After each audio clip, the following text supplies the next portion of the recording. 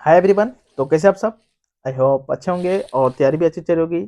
तो जैसे कि हम लोग का इंडियन ज्योग्राफी का सीरीज चल रहा है, जिसमें से हम लोग आज लेक्चर 35 तक पहुंच गए हैं और 34 तक आप लोग आई होप कंप्लीट कर चुके होंगे। ठीक है, नहीं किए होंगे तो उससे जाइए, प्लेलिस्ट बना हुआ है और उसे कंप्लीट कीजिए। तो आज जैसे कि प्रायद्वीपीय पठार का हम लोग कल पूरी तरीके से फिनिश कर लिए। अब उसका हम लोग रिवीजन क्लास करते हैं। जितना प्रायद्वीपीय पठार को पढ़े उसे पूरा बारीक से रिवीजन कर लेते हैं। क्विक रिवीजन, जितना पढ़े उसे हम लोग रिवीजन करते चलते हैं। तो सबसे पहले हम लोग क्या पढ़े थे स्टार्टिंग में? भारत का भौतिक विभाजन किए थे, चैप्टर 2, जिसमें से हम लोग पहला पढ़े थे हिमालय कंप्लीट किए, मैदान कंप्लीट किए, प्रायद्वीपीय पठार इसे भी हम लोग कंप्लीट कर लिए। फिर हम लोग पूरा मैप देखें। मैप में अरावली पर्वत कहाँ पे है? अरावली पर्वत की सर्वोच्च शिखर गुरु शिखर है। किस पर्वत पर है? माउंट आबू पे है, जिसकी हाइट है 1722 मीटर।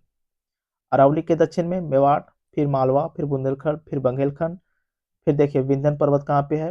विंध्यन के नीचे एक चलती, ये जो नर्मदा नदी निकली है,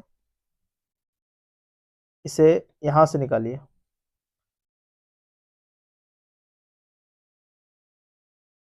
क्या है ये?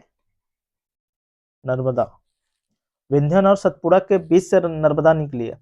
और नर्मदा, हम इधर उल्टा लिख दिए थे। ये जो सतपुड़ा है, ये नीचे से गया। सतपुड़ा के नीचे से ताप्ती नदी निकली है। कौन सी नदी? ताप्ती नदी। तो फिर रांची का पठार, रांची के पठार के जस्ट नॉर्थ ईस्ट में हो गया राजमहल पहाड़ी। फिर यहाँ देखें मालदा गैप। फिर इधर आई मेघालय या शिलोंग का पठार, इसी में गारो खासी जयंतिया। फिर महानदी बेसिन देखिए कहाँ पे? रांची पठार के नीचे। और मैकाल पहाड़ी, विंध्यन, विंध्यन के आगे सतपुड़ा पहाड़ी, सतपुड़ा। 7 पर्वतों की श्रृंखला देखें हम लोग। फिर दक्षिण भारत में हम लोग देखें नीलगिरी पहाड़ी, जिसकी सर्वोच्च चोटी दोदा बेटा 2637 मीटर। यहाँ के पहाड़ियों को 16 वन भी बोलते हैं। जस्ट इसके नीचे पलक्कड़ गैप या पाल घाट गैप बोलते हैं। उसके नीचे अन्नामलाई की पहाड़ी, सर्वोच्च चोटी अनाईमुड़ी 2695 मीटर।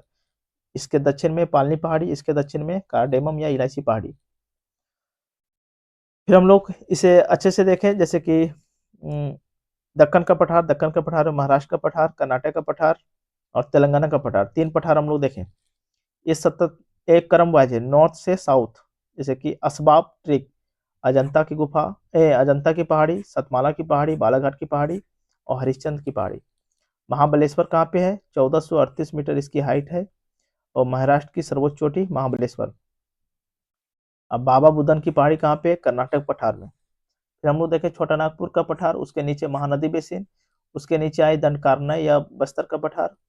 फिर तेलंगाना का पठार, तेलंगाना पठार जिसको इसी में है नल्ला नल्ला मल्ला पहाड़ी, वेलिकोंडा पहाड़ी, पालकोंडा पहाड़ी और नागरी पहाड़ी। फिर जस्ट इसके नीचे आएंगे तो जावड़ी पहाड़ी, सेवराई पहाड़ी, पंचमली पहाड़ी और वेस्टर्न घाट का ये सब सारा नाम भी है। फिर नीचे है नीलगिरी पहाड़ी,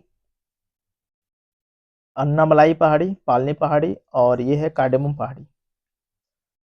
फिर हम लोग प्रायद्वीपीय पठार का उत्पत्ति देखे थे कि क्या देखे थे उत्पत्ति में? पेंजिया, पूरा भूखंड एक साथ था जिसका नाम था पेंजिया। पेंजिया के चारों ओर जलाशय था जिसका नाम रखा गया पैंथालासा। पेंजिया का 200 मिलियन वर्ष पहले विखंडन हुआ और जिसमें उत्तर में अंगारा लैंड का निर्माण हुआ और दक्षिण में गोंडवाना लैंड का निर्माण हुआ। 150 साल पहले गोंडवाना लैंड का भी विखंडन हुआ। तो उत्तर में क्या क्या बना? भारत बना, साउथ अमेरिका बना, अफ्रीका बना, मेडागास्कर बना और ऑस्ट्रेलिया बना। भारत अलग होकर उत्तर की ओर बढ़ने लगा। क्या हुआ? भारत अलग होकर के उत्तर की ओर बढ़ने लगा और अंगारा लैंड से टकराया, जिससे हिमालय पर्वत का निर्माण हुआ। क्या हुआ? हिमालय पर्वत का निर्माण हुआ।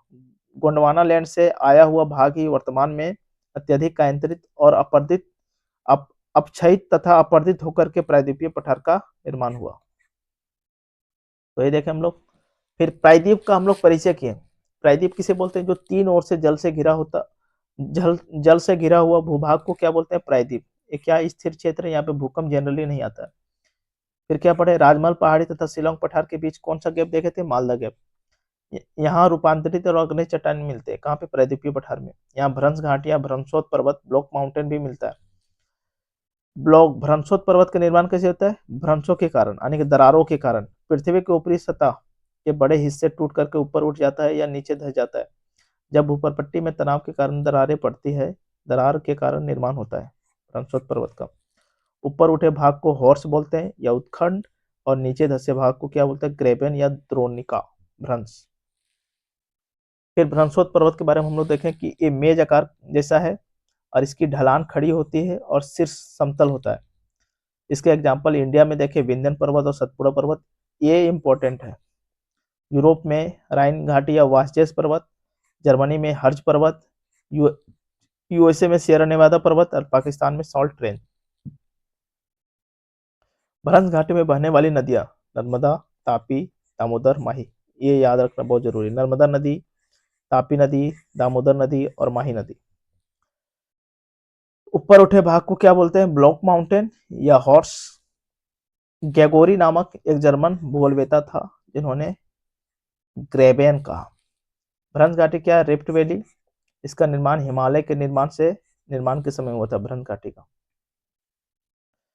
फिर भ्रंश घाटी की परिभाषा लिखा देते हैं, इसे सीधी समानांतर दीवारों वाली खाई है। ये क्या है, सीधी समानांतर दीवारों वाली खाई है। इसका निर्माण दो समान भ्रंशों के बीच चट्टान का एक टुकड़ा नीचे धंसने से हुआ था।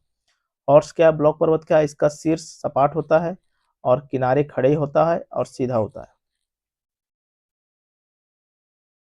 प्रायद्वीपीय पठार को हम लोग कैटेगराइज किए थे, तीन भागों में बांटे, केंद्रीय उच्च भूमि, सेंट्रल हाईलैंड, दक्कन का पठार और उत्तर पूर्वी पठार।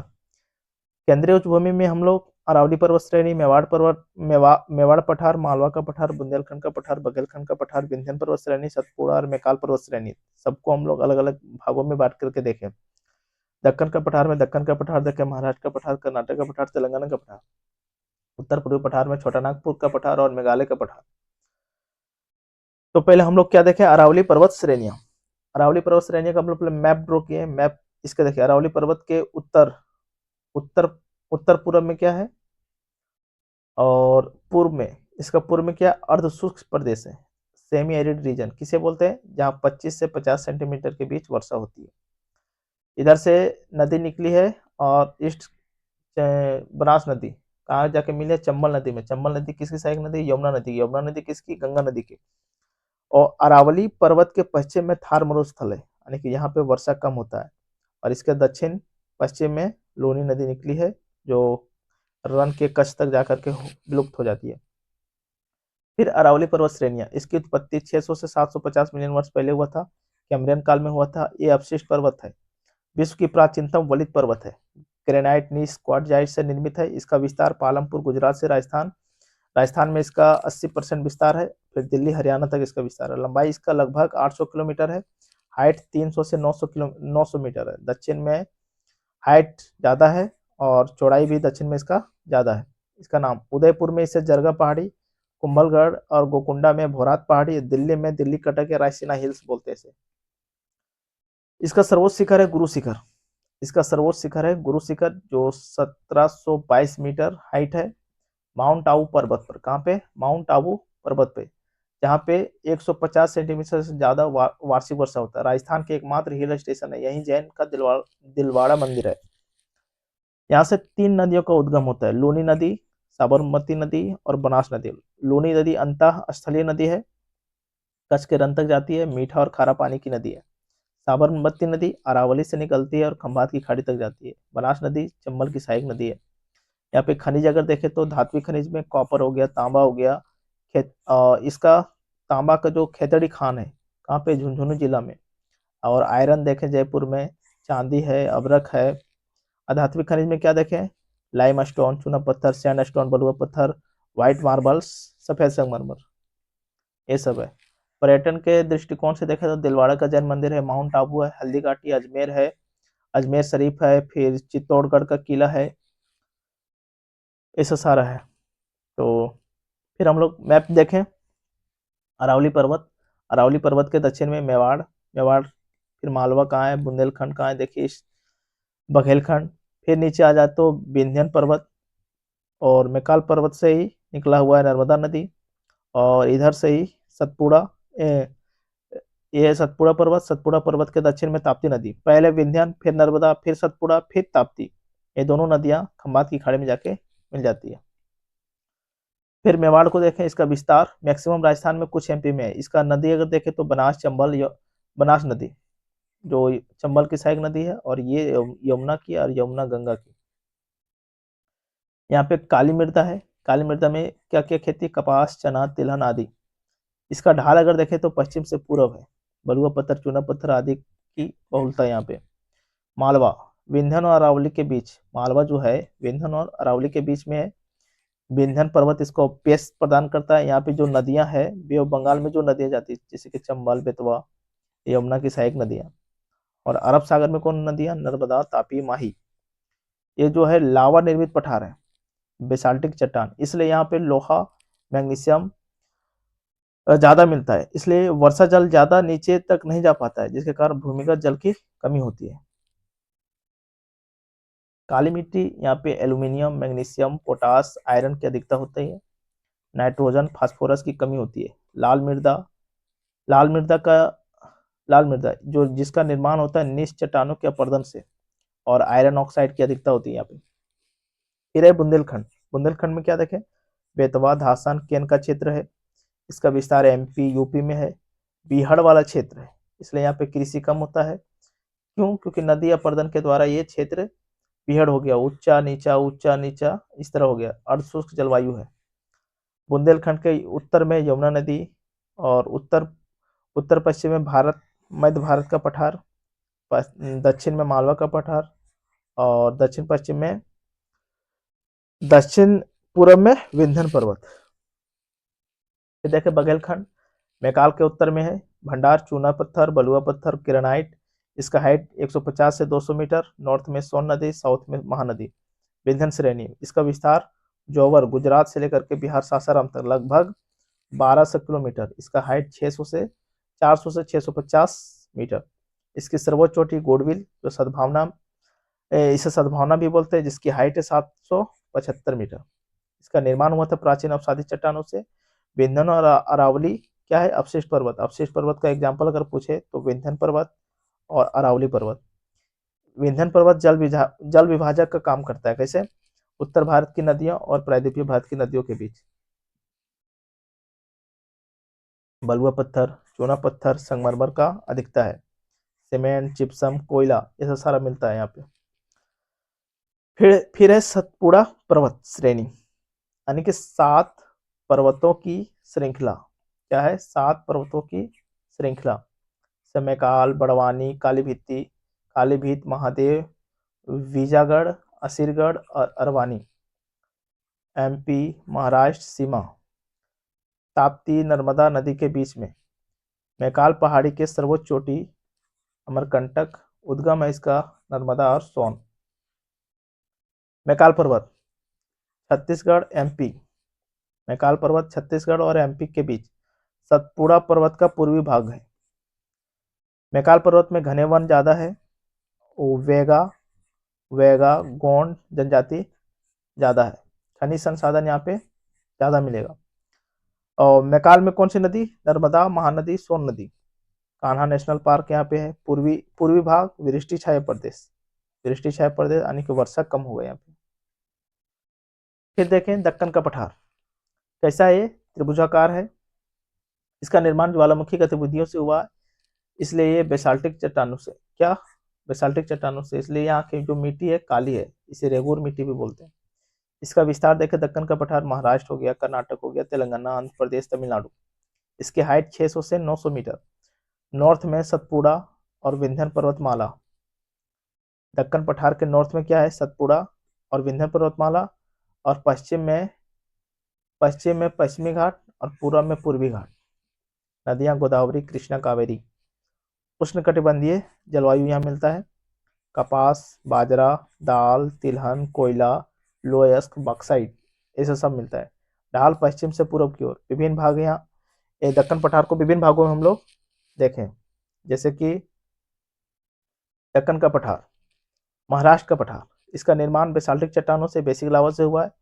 यहाँ पे नदियां अगर गोदावरी, कृष्णा, भीमा, महाबलेश्वर पहाड़ी से निकलती है। सर्वोच्च चोटी अगर देखें तो महाराष्ट्र पठार का सर्वोच्च चोटी है कलसुबाई, दूसरा सेलहर। फिर नॉर्थ से साउथ तक क्रम वाइज महाराष्ट्र पठार के पहाड़ियां हैं, जैसे कि असबाह, अजंता, सतमाला, बालाघाट और हरिश्चंद्र, इस तरीके से। फिर देखें कर्नाटक का पठार, पहाड़ी वाले भाग को मलनाड बोलते हैं और मैदानी वाले भाग को समतल भूमि मैदान बोलते हैं।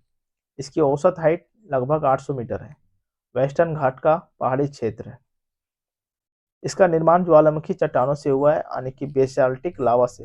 बेसाल्टिक लावा क्या है? आर्कियन और धरवान धरवाड़ चट्टान है। ज्वालामुखी चट्टानों में क्या मिलता है? ग्रेनाइट, नीस और शिस्ट की अधिकता होती है। सर्वोच्च चोटी है कर्नाटक पठार की सर्वोच्च चोटी मुलांगिरी। कहाँ पे? बाबा बुदन की पहाड़ी में। यहाँ नदियां कावेरी, गोदावरी, कृष्णा, तुंगभद्रा, श्रावती आदि। काली मिट्टी यहाँ पर भी, और इसे मैसूर का भी पठार बोलते हैं। तेलंगाना का पठार लावा निर्मित है, हाइट इसकी 600 मीटर। गोदावरी, कृष्णा, पेन्नूर नदी यहाँ पे, रॉयल सीमा आंध्र प्रदेश में है और संप्रदाय मैदान हो गया है। फिर हम लोग देखें छोटा नागपुर का पठार। छोटा नागपुर के पठार के बीच दामोदर नदी इसे दो भागों में बांट देती है। एक उत्तर में हजारीबाग का पठार और दक्षिण में इसे दराची का पठार। इसी के नीचे गड़जात पहाड़ी और फिर इसी के नीचे है महानदी बेसिन। फिर इसके नीचे दंडकारण्य या बस्तर का पठार है। छोटा नागपुर पठार के नॉर्थ ईस्ट में हो गया राजमहल पहाड़ियाँ, और इधर इसका पश्चिमी छोर में अगर देखें तो मैकाल पर्वत, यहीं से आपका सोन नदी निकलती है। फिर अगर छोटा नागपुर पठार का विस्तार देखें तो इसका मैक्सिमम विस्तार झारखंड में, कुछ वेस्ट बंगाल, कुछ छत्तीसगढ़ में। भारत का रूर प्रदेश बोलते हैं। खनिज बहुत ज्यादा मात्रा में है। रूर प्रदेश कहाँ पे? जर्मनी का एक जगह है। यहाँ पे सोन नदी, दामोदर नदी, स्वर्णरेखा नदी, ब्राकर नदी, उत्तरी कोयल, दक्षिणी कोयल नदी। कोयला ज्यादा, अभ्रक ज्यादा, लोहयस की मात्रा ज्यादा, बॉक्साइट और तांबा की मात्रा यहाँ ज्यादा। छोटा नागपुर पठार की अगर हाइट, औसत हाइट देखें तो 700 मीटर। सर्वोच्च चोटी अगर देखें तो पारसनाथ पहाड़ी, 1370 मीटर इसकी हाइट है, गिरिडीह जिला में है। झरिया कहाँ पे? धनबाद जिला में। बोकारो, ये सब क्या है? कोयला क्षेत्र है। फिर महानदी बेसिन छत्तीसगढ़ उड़ीसा में फैला हुआ है। एंड में अगर देखें तो थोड़ा झारखंड में। हेराकुंड बांध कहाँ पे? महानदी बेसिन में। महानदी मैकाल से निकलती है और बे ऑफ बंगाल तक जाती है। सर्वोच्च शिखर अगर इसका देखें तो महेंद्रगिरी, कितना? 1501 मीटर इसका हाइट है। और कोयला क्षेत्र तलचर खान। दंडकारण्य मतलब छत्तीसगढ़ आंध्र प्रदेश में विस्तार है।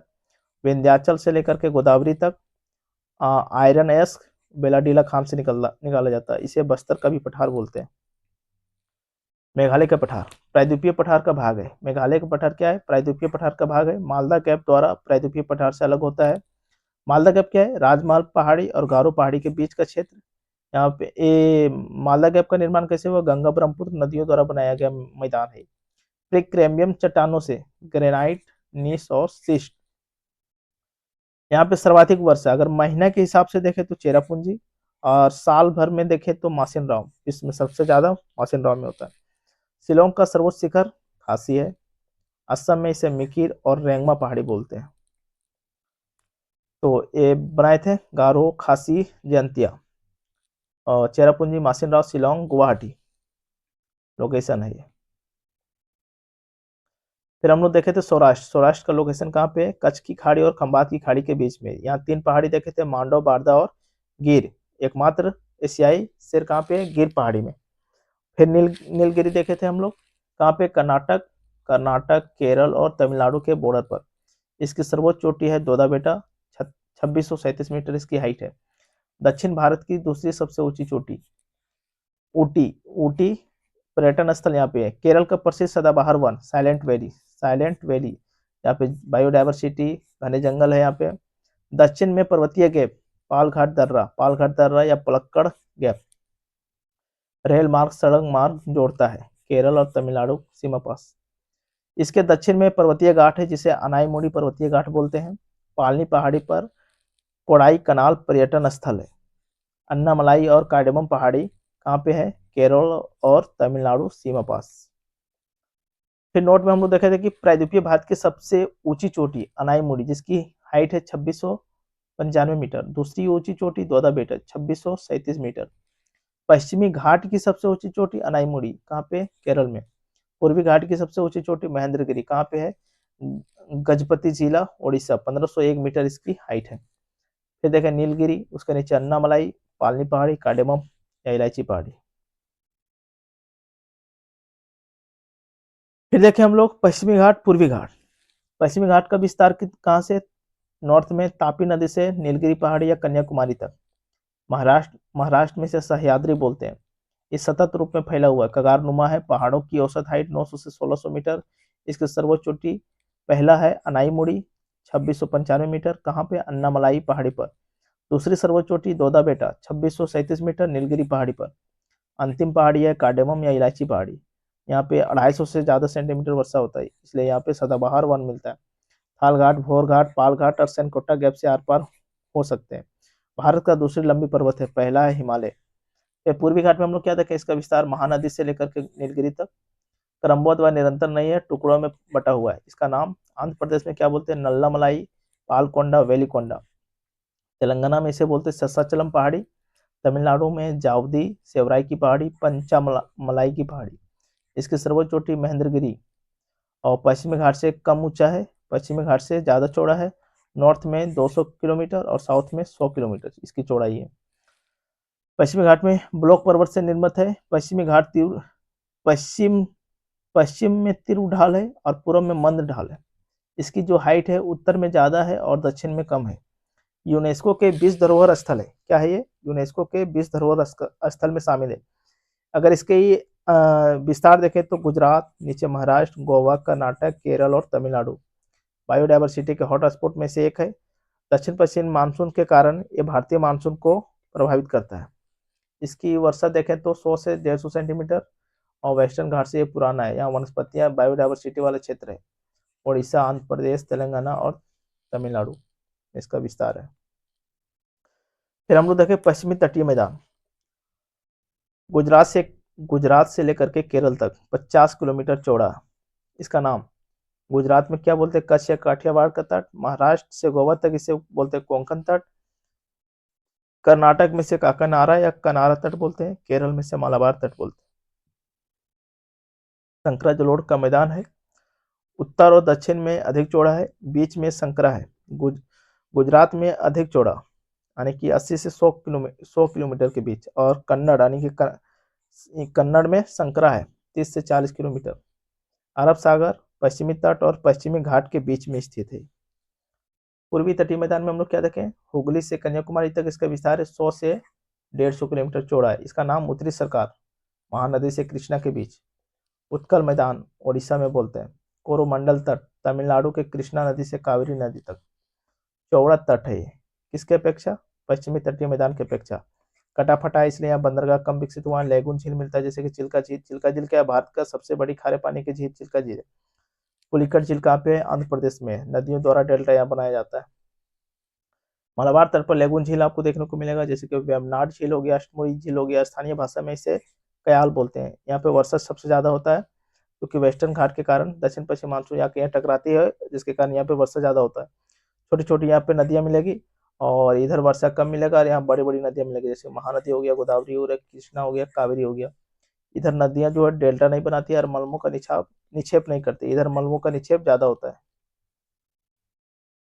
तो फिर हम लोग फिर देखें कि कच्छ का तट कहाँ है, काठियावाड़ है, सौराष्ट्र का तट कहाँ है, कोंकण तट कहाँ पे है, काकीनाडा तट कहाँ पे है, मालाबार तट कहाँ पे है, पश्चिमी घाट कहाँ है, और महानदी और कृष्णा नदी के बीच में उत्तरी सरकार, कृष्णा नदी और कावेरी के बीच में कोरोमंडल तट, और ये वाला छोर जो पूर्वी तट, और ये वाला पश्चिमी तट। और पश्चिमी तट और पश्चिमी घाट के बीच के क्षेत्र को पश्चिमी तटीय मैदान, पूर्वी तट और पूर्वी घाट के बीच के क्षेत्र को पूर्वी तटीय मैदान, और ये जो बीच वाला पार्ट है ये प्रायद्वीपीय भारत। तो पूरा हम लोग रिवीजन कर लिए, क्योंकि इसका बेसिक से हम लोग पढ़ रखे थे, इसलिए आज हम केवल रिवीजन के तौर पर किए, ताकि चीज़ें इजी वे में समझ में आ जाए।